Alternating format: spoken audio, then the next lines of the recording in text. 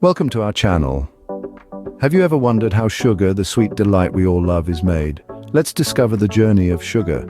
This white gold, beyond its sweet taste, has other uses like preserving foods. Its origin is traced back to New Guinea, cultivated later in India, and now it's a global commodity. An integral part of our lives, its story is fascinating.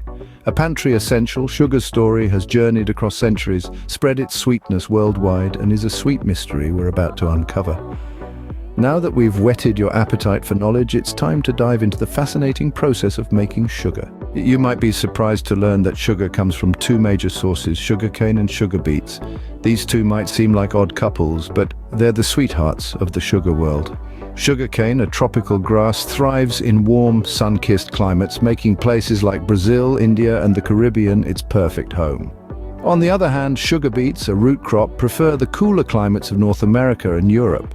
Now you might wonder why these two. Well, they have the highest concentration of sucrose, the real deal in sugar.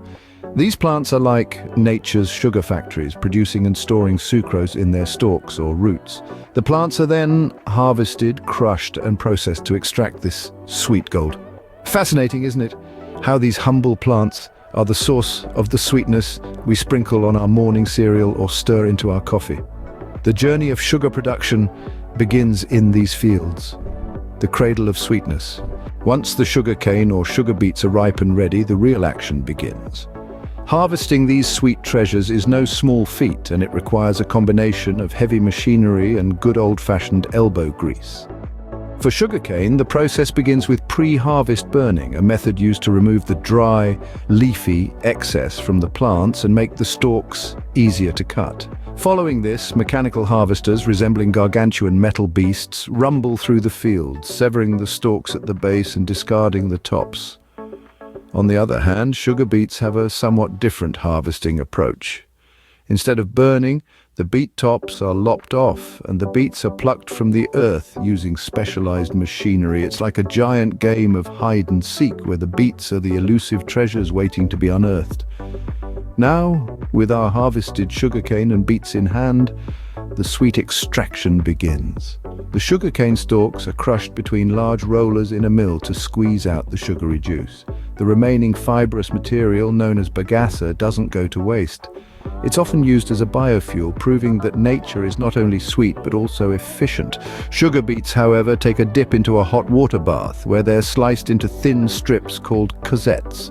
This process, known as diffusion, allows the sugar to seep out from the beet slices into the water, creating a sweet sugary solution. And let's not forget the crucial role of technology in this process. GPS-guided machinery ensures precision in harvesting, while advanced processing equipment guarantees maximum extraction. It's a symphony of man, machine, and nature, all working in harmony to bring us the sweetness we so enjoy. Extracting the sweet essence from these plants is just the beginning of our sugar-making journey. Stay tuned to see how this sweet juice transforms into the white, crystalline sugar that graces our tables and tickles our taste buds. Transforming a liquid into shiny white crystals might seem like magic, but it's all science. Picture this, a murky brown liquid, fresh from the fields. It's thick, it's sweet, but it's far from the sparkling sugar crystals we're familiar with. This, my friends, is the juice extracted from our sugar beet or cane harvest, and it's about to undergo a remarkable transformation. The first step, refining. This process is all about purification. The juice is treated with lime and carbon dioxide, a dynamic duo that binds with the impurities and forms a gooey substance.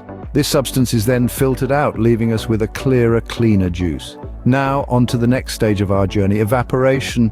The juice is boiled under vacuum conditions, which allows it to boil at lower temperatures and prevents caramelization. It's a delicate balance, but when done right, it results in a thick syrup.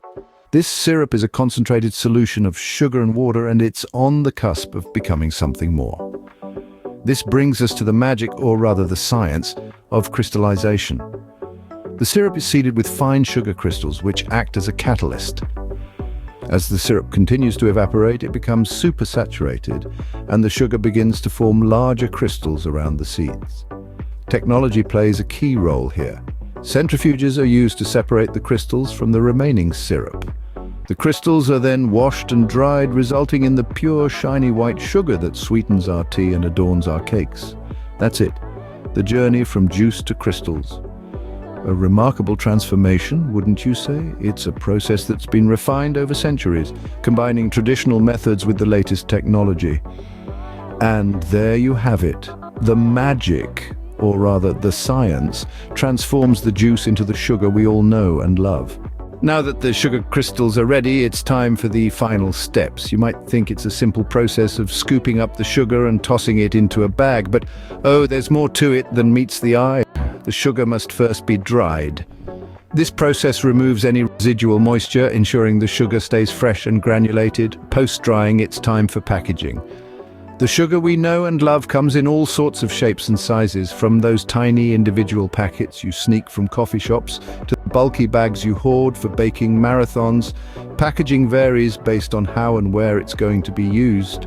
And of course, there's the vast distribution network. The sugar is transported to stores near you, ready to add sweetness to your day. Whether it's a sprinkle on your morning cereal or a spoonful in your afternoon tea, it's always there when you need it. And that, dear viewers, is the sweet journey of sugar from field to table. Thanks for watching.